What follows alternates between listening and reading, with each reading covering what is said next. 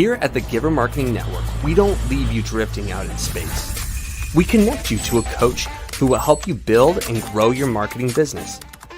Our process acts as a guide on how to connect with other businesses, maintain good relations, and establish a presence on the Giver Marketing Network. Each member within this collaborative group will have the opportunity to leverage your talent and influence, a true network effect. If you are looking to collaborate on more projects, welcome to the Giver Marketing Network, the most trusted and highest rated collective of specialists on the planet. Here we have a group of like-minded professionals who focus on making valuable introductions and helping each other grow by teaming up. Imagine Upwork meets a network and a coach. The talent collectively includes services like visibility and SEO, creating logos, designing websites, managing social media, outreach messaging, visual storytelling, and much more. Think of what you could do with laser-focused allies strengthening your business while offering your talents to the entire network. Click near this video for more information.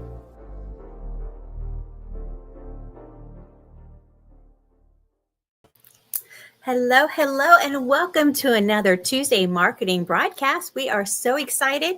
Giver Marketing Network sponsors this every Tuesday. So if you want to learn something about marketing, you are in the right place. And we love having our guests on. And Rajiv, I am so excited to have you here. Happy to be here, Christine.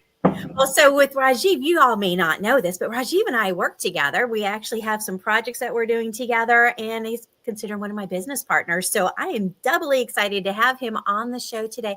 Now, Rajiv, I just got to start right off with the assassin, really? Yeah.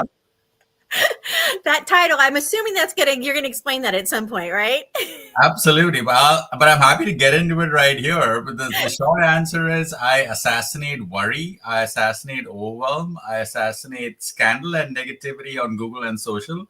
I also assassinate marketing mediocrity by elevating clients out of obscurity, by getting them to speak at the United Nations, be an Amazon bestselling author, and several other things, including getting them on reality TV. So there's a lot behind the word the assassin, because we're getting rid of the bad and we're also getting rid of blah and meh. So that's what we're getting rid of. I love that philosophy. That's awesome, Rajiv. Well, big shout out to our prepared group.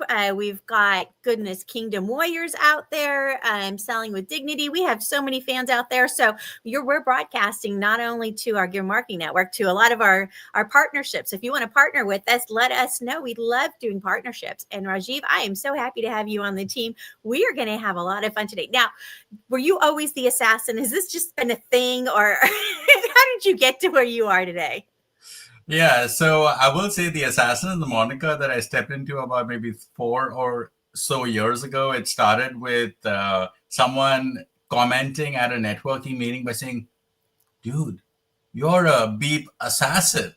I was like, I like that. It's kind of edgy. It's kind of bold. I like that. Okay, I think I'm going to take it.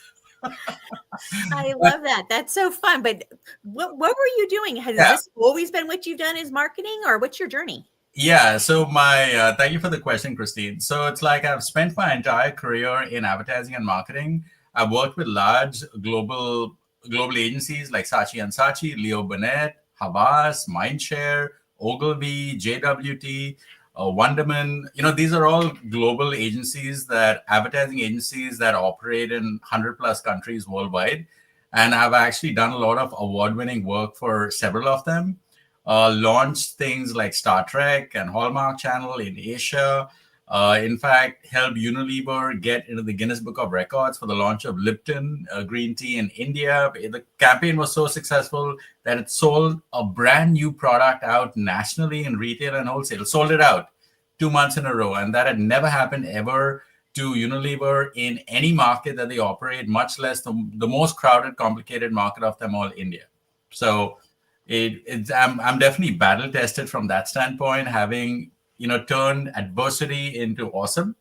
And that's basically, what my journey has been. And I continue to innovate. Obviously, besides, getting Unilever into the Guinness Book, also continued that journey with Citibank, where I tested various sunrise channels. Sunrise channels are channels that are lesser known to the organization in general, as well as channels that the bank does not see as potential channels of either customer engagement or customer acquisition.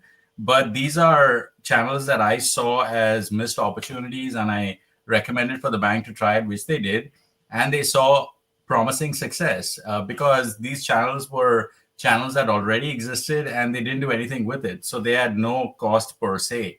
And with little to no effort, they were able to engage audiences the right way, achieve top of mind awareness level, as well as get people thinking about the bank a little bit more favorably. Because as you know, most people hate their banks. Uh, and now if we can kind of turn that needle slightly more from a left to the right or even the middle, it's a big advancement. And it succeeded in getting people to feel differently about the bank, get people to transact more with the bank, as well as apply to their various upsells, which included credit cards, which I was mostly in charge of, getting people to apply to premium credit cards with and without annual fees, and that's where the bank makes the most money. So those are kind of innovations that I continue to do at Citi. And then, of course, after Citibank, when I moved on to start my entrepreneurial journey, that took many shapes, which included, but not limited to, me being a United Nations speaker and advisor, which I think is one of the more interesting achievements that perhaps tops even getting Unilever into the Guinness Book of Records. But that's something that started with my company, Rsquare Media. So we have a history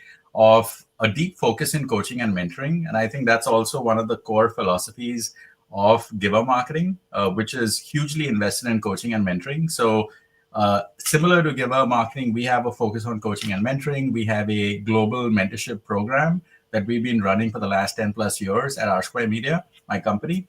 And this coaching program attracts about 700 applications a year from various platforms, LinkedIn, Handshake, as well as other platforms. And part of this program allowed us to partner with New York State Department of Labor, where we were able to offer on-site internships and mentorships to at-risk youth.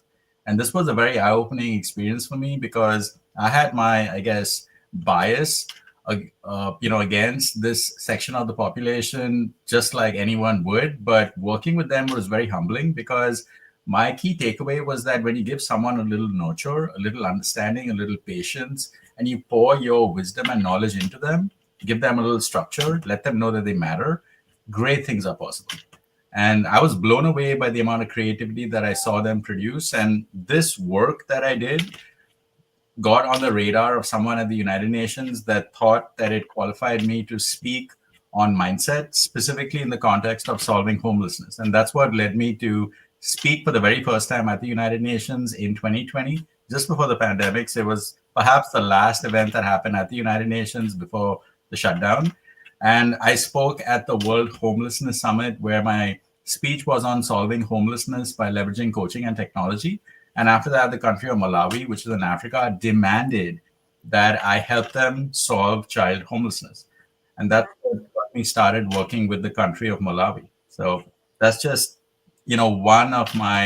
a few of my accomplishments. And I have a few others, which maybe we can get into once we get into the conversation. But that's just kind of like at a very high level of my humble beginnings and where I am today. And of course, my journey has led me to partner with the amazing, the awesome, the highly creative Christine Deane, also known as the networking diva, because she knows everyone. And if you don't know the networking diva, then you're missing out, people. You heard it, the assassin. You're such a sweetheart, Rajiv.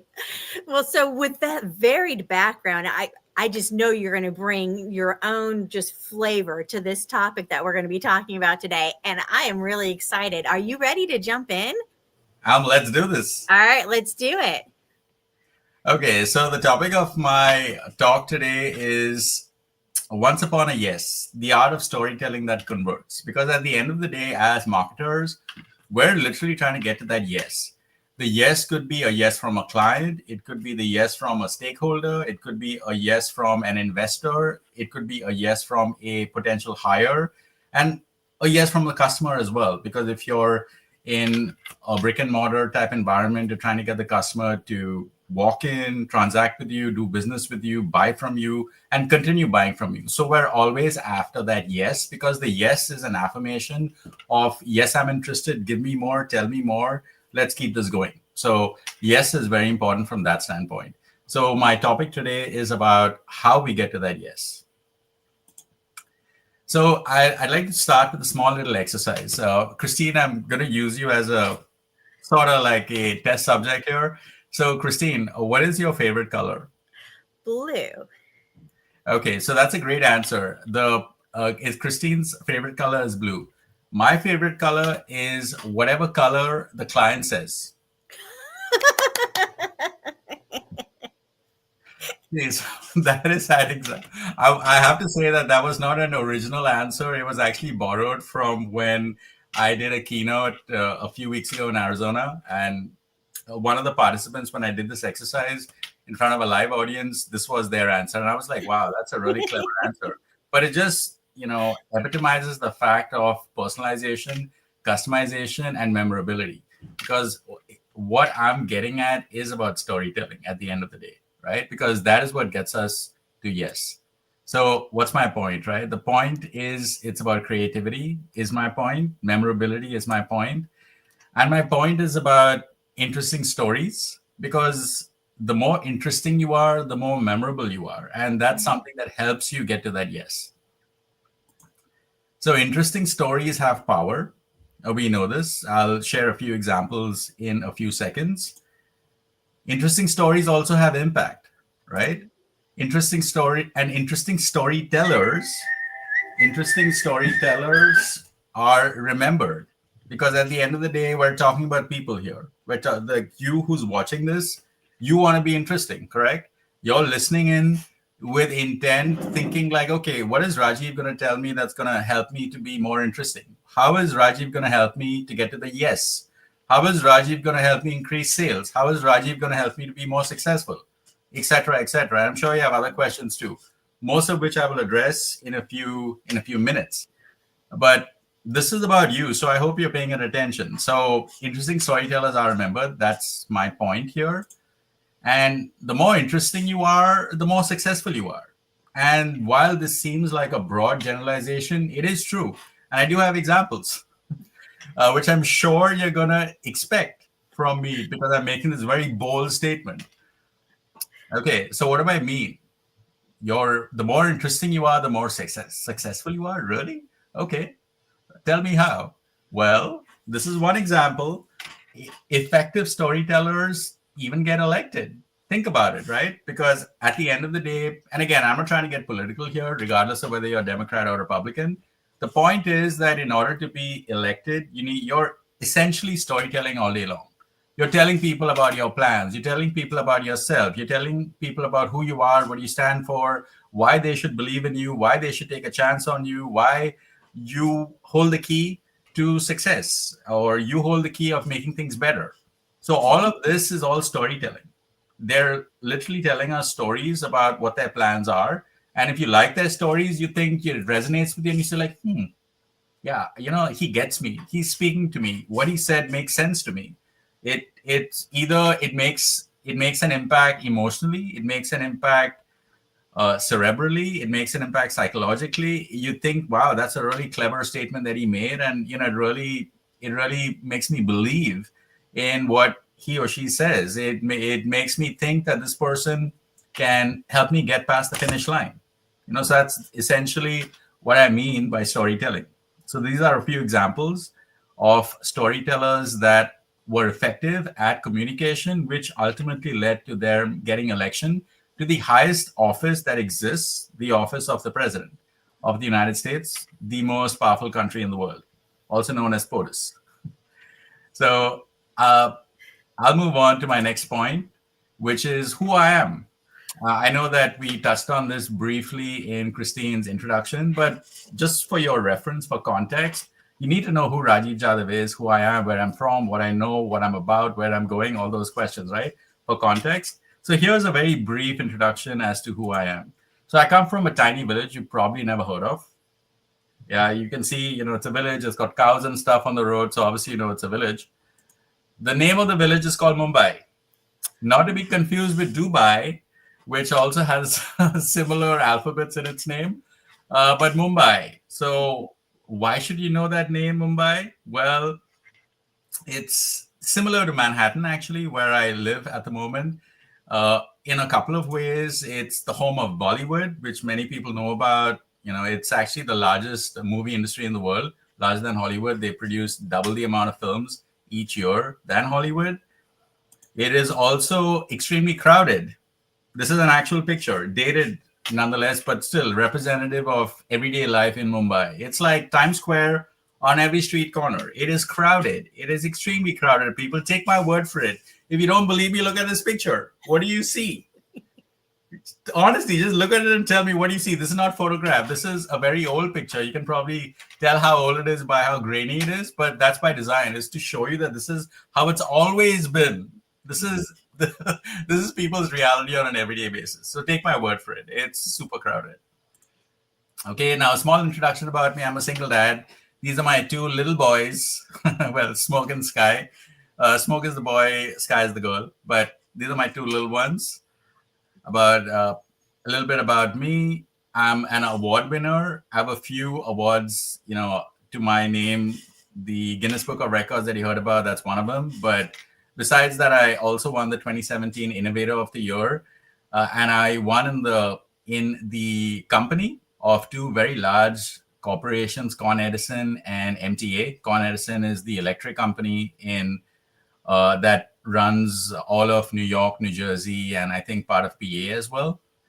And MTA is the Metropolitan Transport Authority. They're the company. Both of them are billion-dollar companies that run the city's train and bridges and tunnels and transportation, the buses, trains, all that is run by the MTA, also known as the Metropolitan Transport Authority. So I won this award because I brought innovation to small business as well as minority-owned business, and I did this nationally. So this was a national award that I won in 2017.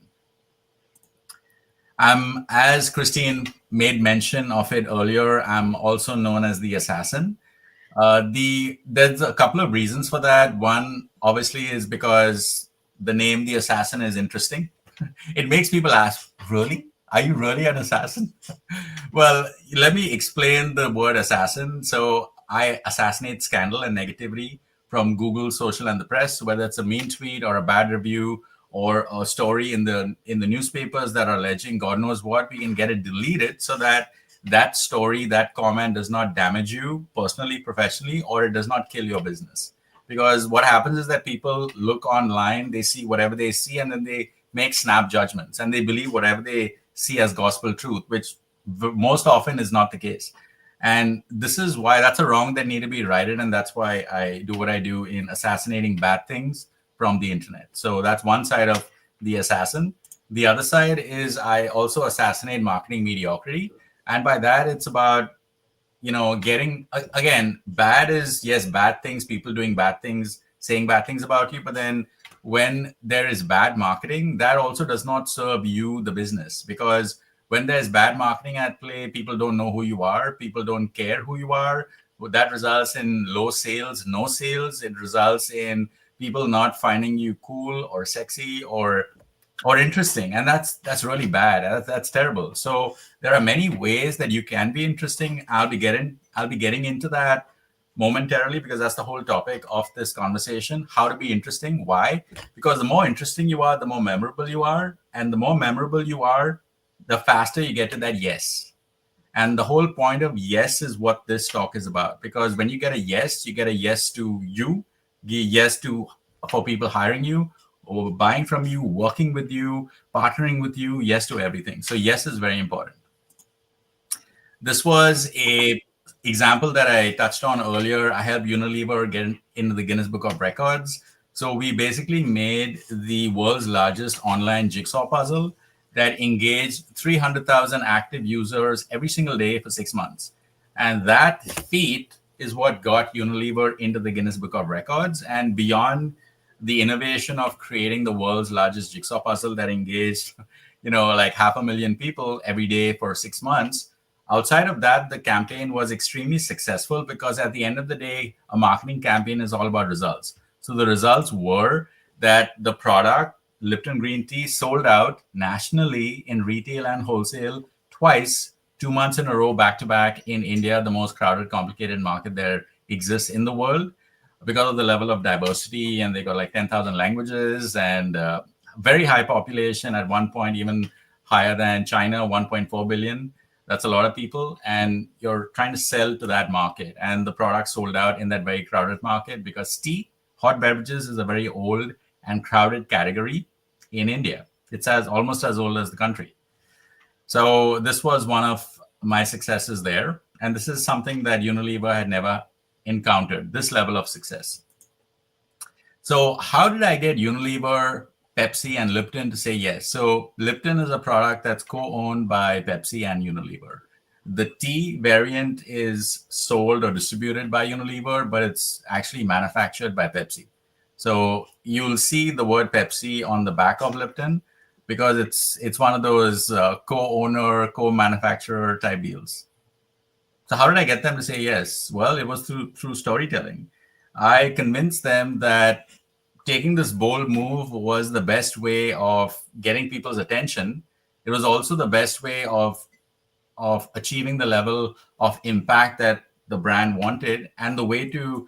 It's one of those things where go big or go home, right? So none of us want to go home. We're not here to go home. We're here to go big. So the whole point of this talk is to help you go big. And that's basically what I sold them on. They loved what I said. They loved the innovation. They loved the boldness. They loved the fact that it was going to engage a vast amount of people extremely fast. And what really got their attention was the fact that this was really big and innovative.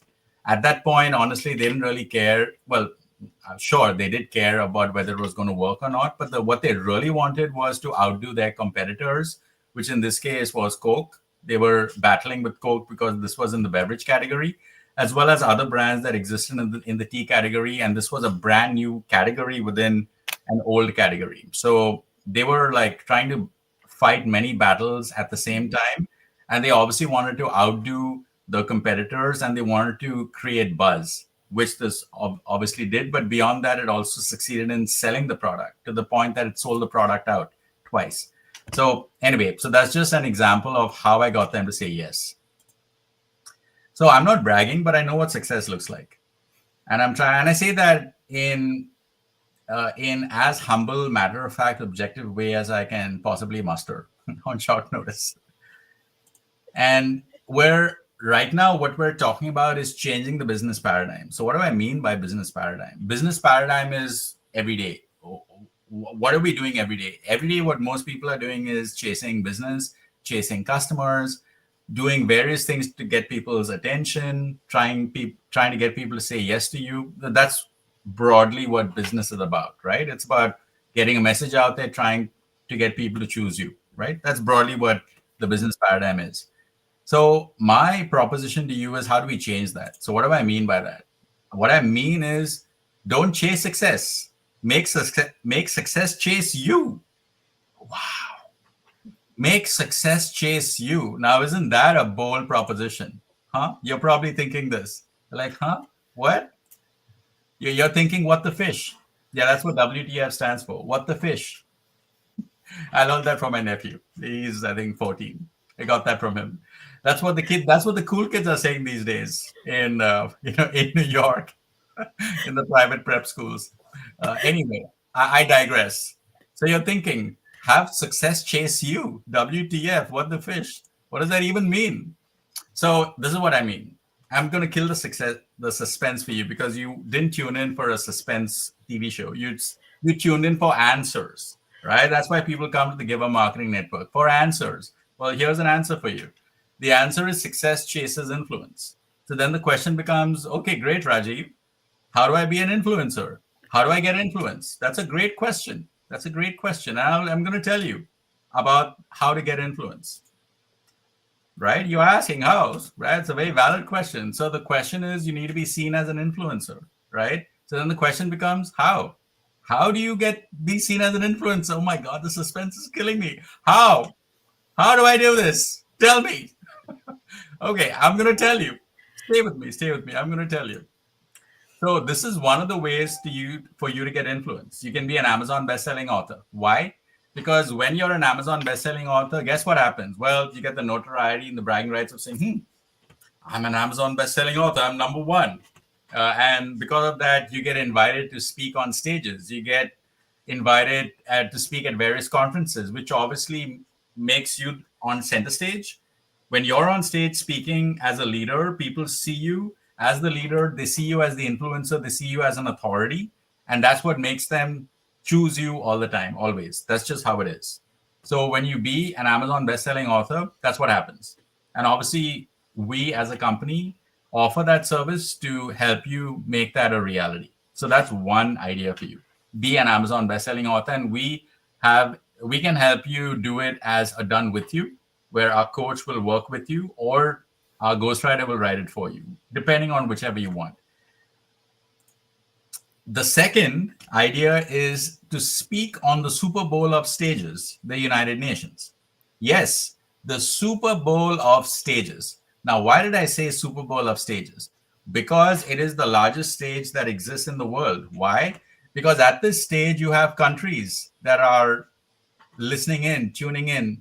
Country representatives are there. So if you have a dream, even aspiration of, hey, wouldn't it be cool if I could make the world a better place? Even though that sounds like a cliche, that actually is very likely if you speak on the Super Bowl of stages, because guess who attends? Countries. Why? They're looking for ideas and solutions that they can implement in their countries. And that's how you're going to make the world a better place, because the world is a collection of countries, right? So if you're making a country better and then you make another country better, guess what happens? The net result is that the world becomes better, right? Because the countries are getting better. And even though this sounds like, oh my God, this sounds so beyond me, it's true. It's possible. The portal is the United Nations. And that's why this is not an exaggeration by calling it the Super Bowl of stages, because where else can you have that level of impact? Okay.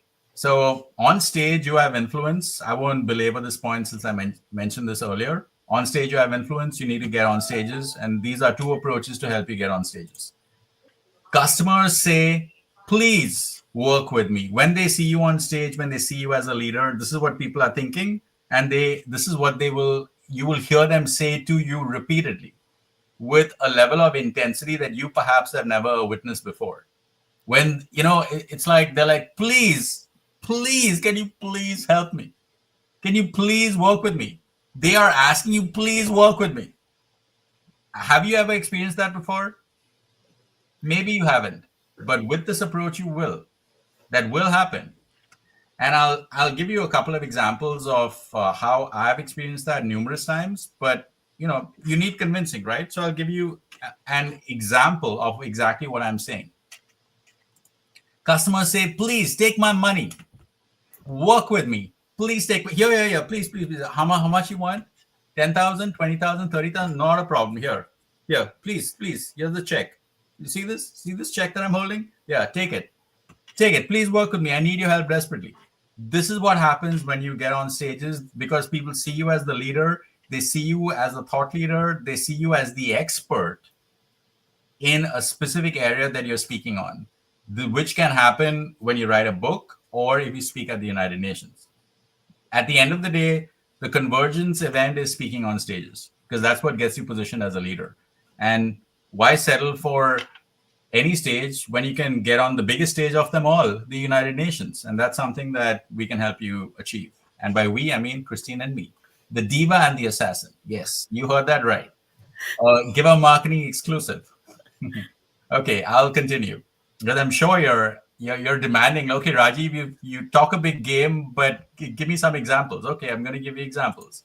So on February 14, 2020, I spoke at the United Nations. I mentioned this in my brief introduction.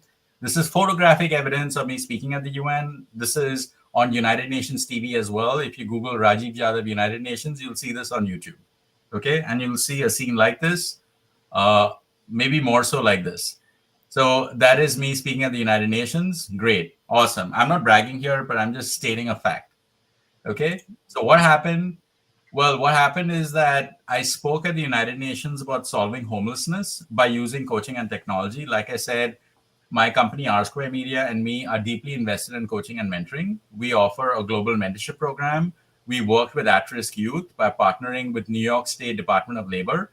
And because of that, we have a perspective on mindset. We have a perspective on success. We have a perspective on helping people that are dealing with mental health issues, developmental issues, uh, as well as issues where they're trying to where they're battling with identity and self-belief. So all those things are things that we can help with because we've done that before. Okay, and then the end result was that the country of Malawi demanded I help them solve child homelessness. Yes, they demanded. They literally said, Rajiv, we like you. We heard what you said. We think what you've talked about can help us. Help us. Okay. So that's me meeting with the delegation from the country, the Republic of Malawi, at the United Nations. And this was in 2020, and I'm still working with the Republic of Malawi. So what that converted to, obviously, it was a huge honor to speak at the UN. That was honor number one. Honor number two was being asked for help by a country. So being asked for help is always a great thing. But then being asked for help by a country is wow. Like when people said, can you help me? And it's a country asking you, like, talking to me. Oh, wow. Me? Yes, of course. Thank you. Thank you for noticing. But the point is, it really is a big moment when a country asks for your help. And this is a reality. I'm not saying that when you speak at the UN, all the countries are just going to come banging on your door. I'm not saying that. But I'm saying that there's a very high likelihood of that happening, as is my case, which happened in 2020 and continues to happen. This then resulted in a $300,000 deal with the government of Malawi over a 5-year period. Again, $300,000 over 5 years is not like a lot of money. Malawi is one of the poorest countries in Africa. But the point is that when you speak at the UN, you can change the world and get paid for it. Because isn't that what the dream is? Make the world a better place and get paid. I don't think that those two are mutually exclusive. I don't think that you can make the world better by not getting paid. You have to get paid because money is the engine that drives everything. You need to pay people for doing stuff because that's how you get people to do stuff, right? I mean, just think about it.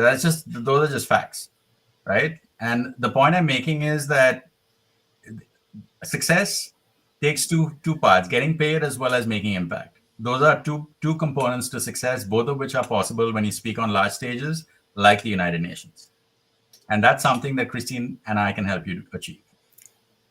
Okay, so this is more recently, this happened earlier this year. Ambassador Molande Chibri of Malawi continues to be a fantastic partner. Like I said, I'm continuing to work with the country of the Republic of Malawi in bringing change to the country and by implementing many of my strategies. This is me meeting with Minister of Youth Affairs, Sendiza. So for context, Africa is one of those countries in the world that has the highest youth population. By that, I mean 50% of the population in Africa broadly is youth, which is why all the countries in Africa have a very high focus on youth because the youth form a significant component of their population. It's half their population. Half their population is youth. And by youth, I'm defining youth as people between the ages of 18 and 22, most of which are under the age of 18 by the classic definition of youth. But even if you take a broader definition of youth, half the population is youth, which is why the country has a deep focus on youth affairs. And they really want for the youth to be a participant in change and to be part of the engine of growth for the country. So that's something that they have a focus on. And Minister Sendiza, who's in charge of that, in the country of Malawi, loved my ideas of bringing in foreign direct investment into Malawi to achieve those and many other changes that I had recommended for developing the infrastructure in Malawi, as well as investing heavily into the youth with education and coaching and technology and making internet more available and having a better access to power, et cetera, several other things. So think about what you say. Be very thoughtful and intentional about it because it matters. It really does. This is me speaking at CSW 68. CSW is the Commission on the Status of Women. This is something that happens every year at the United Nations. I spoke at their 68th year event. This resulted in the country of Ghana demanding I help them with investing in socioeconomic opportunities to uplift the female youth population in their country. And that I'm working with that delegation as well. So, like I said, when you speak on stages, people take notice and then they demand your assistance, your involvement with the developmental efforts that happen in their country. And obviously, yes, it is an honor to be asked, and yes, you do get paid at the end of the day because that's what many people care about. And then when you do so, people look up to you. They really do. They really do. So I'll summarize. Interesting stories are remembered. Okay. So please focus on being interesting. If you need help there, Christine and I can help you in developing a story which will position you as being the hero to anyone that's listening. So we can help you with that. So that's one thing to remember. Obviously, I'm not saying that this entire talk is not about pitching you anything. It's more so just to drive home the importance of being interesting. Now, if you need help, we can help you. But I'm just saying that please focus on being interesting because that is the key to success. Okay, because interesting stories are remembered. Interesting storytellers are remembered. Because the more interesting you are, the more you're remembered. The more you're remembered, the more likely people are to say yes to you. Yes, I want you. Yes, I want to hire you. Yes, I want to work with you. Yes, I want you on my board. Yes, I want you driving my company. Yes, I want you driving my marketing campaign, etc., etc. So we're all after the yes, and this is something that will help you in getting that yes more often, if not all the time. The more interesting you are, the more successful you are. Okay? The more interesting you are, the more successful you are. So please focus on being interesting. Success chases influence. We're about changing the paradigm. We're about zigging when the world is zagging. Okay? Success chases influence. And one of the ways to achieve influence is by being an Amazon bestselling author. Why? Because it gets you to speak on stages like the United Nations, which is the Super Bowl of stages. Why? Because when you're at the United Nations, you already are seen as a bona fide expert. You're seen as a domain authority. People are looking at you with answers to their problems and their solutions. You're going to get chosen immediately. That's what happens when you speak at the United Nations, because the United Nations is the highest stage possible. That's where world leaders are looking in on. So that's why I would invite you to consider the possibility of seeing yourself at the United Nations. And again, if you need help there, Christine and I can help you with that. So here's my offer. Please reach out to me by any of these formats that you find agreeable. You can send me a text. I love text. You can scan the QR code. It'll take you to my Calendly page, at which point I'm offering a 30-minute no-cost consultation as a special offer to the Giver Network and anyone that's watching this broadcast. I'd love to have a conversation with you. I'd love to look at your specific situation and give you immediate actionable ideas as to how you can turn the needle and get past the finish line as far as your goal goes. And I'm open to any questions that anyone has. Of course, beginning with the amazing, the awesome Christine Deane, also known as the Networking Diva. Well, so I knew you were going to bring a new, fresh perspective, and I love this. Right now, I'm posting in the chat the link. They can just click on to book that no-cost consultation with you. When you think about your business and where you want to go, right? And wanting to build your credibility, let alone make that bigger impact. I think you've laid that out so well for us today, right? When you think about it, how do you get people to believe that you're an authority, or that you're credible, right? The Amazon bestseller is one of those great ways to do it. People love getting that little sticker, right, to put on their books, right? And some people have done it several times, which is fantastic, right? The idea is building up your credibility. Now you take that credibility to open doors, right? That's what that Amazon bestseller does, is it opens doors and opportunities for you. So you take that to step into other opportunities, whether that's coaching, whether that's speaking, whatever it is that you want to go with. But that establishes that first step of credibility. And then moving from there onto those wonderful stages that put you in front of the people that you want to be in front of, right? Well, why would we have you come speak? Well, I'm an expert. Look at my book and my bestseller status, right? So that's what helps build that credibility to get you on those stages. And once you're on that stage, right, we've been in the audience, right? We've all been in the audience in an event. And there's been times where we're like, ooh, wow, yeah, what they're saying, they had the answer to my problems. I want that person. I want their book. I want their program. I want them to coach me. I want them, whatever it is, I want something from them, right? Because just them being on the stage alone establishes that credibility also, right? So it all ties together. And if you've got your offer, right, if it's what you're offering is something that solves their problem, right, they want you, right? So you've built up that whole process here. I love this, Rajiv. It's just such a wonderful, smooth process. It just makes sense, right? You could talk to people one-on-one, which is fine, but how many times do you need to talk to somebody one-on-one as opposed to being on a stage in the United Nations, where now not only do you have people, but you have people that represent countries, right? Think about scaling your business. You might scale and start with, you want to bring on another client. Well, what about bringing on a whole country? That's a whole different way to look at scaling your business. Yeah. Just wow. Thank you, Christine. And the goal here is that achieving success doesn't have to be an uphill battle. I mean, sure, no pain, no gain. Sure, that's true to a degree, but it doesn't have to always be that way. And that's basically what Christine and I are inviting you to subscribe to. You can adopt a one-to-many approach. There's a reason why large corporations spend millions of dollars to put their advertisements on the Super Bowl. Why? Because there are 300,000 plus people watching that thing. So a large section of the population is watching that thing.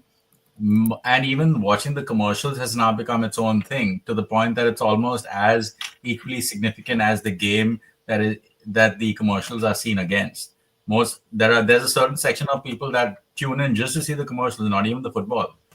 Just the I'm one of those people. Yes. I like the commercials even better than the game. I know that's just wrong, but it's true, because that then becomes the what you talk about at the office, at the water cooler, proverbial water cooler the next day. Hey, did you see that Budweiser commercial? Hey, did you see the Frito-Lay's commercial? Hey, did you see the whatever commercial? Because it was so silly or memorable or funny or sad or whatever the reason is, right? So there's a reason why these companies spend millions of dollars. It's to be seen by a large number of people all at once, and more importantly, to be remembered. Because absolutely. If they're not going to be remembered, why would anyone in their right mind spend millions of dollars where they're literally spending $1 million a second? Why? There's a reason. And storytelling, right? That's what it's all about. When you think about which ones had the best ads, right? It's all back to the storytelling. So once again, scan that QR code so you can get that no-cost appointment with Rajiv. He's obviously a wealth of knowledge. If you're looking at expanding your business, this is somebody you want to reach out and talk to if you want, to expand your visibility and your promotions, right? I'm going to be pulling that off the screen. So scan it right now. And really, it's an opportunity, right? When you think about how long would it take to you to talk to 300 people one-on-one, right? And at the United Nations, if someone's speaking at the United Nations, what's the size of the audience usually? It varies. It could be 100 people. It could be 50 people of highly selected, cherry-picked people from various levels of power. And this could be eminent diplomats, ministers, presidents even of various countries. And these could be a variety of countries. They could be countries in the Americas, North and South America. It could be Africa. It could be Asia. It could be Europe. It could be any one of these countries. So that's one section of people, or it could be celebrities. It could be people in the public eye. Many often, Many times I've run into, Mayor Adams here in New York City, Governor Cuomo, and several other people at the United Nations, because the United Nations is where leaders converge. And whether you're a world leader, a city leader, a state leader, or any other kind of leader, including a company leader, that's where you will see many of them on select occasions, of course. So if you want to hobnob with people, the decision makers that are there for a reason, which is finding ideas that they can then take away and execute in their companies or countries, the United Nations is the place to be. So why would you want to be anywhere else, especially if this is now available to you?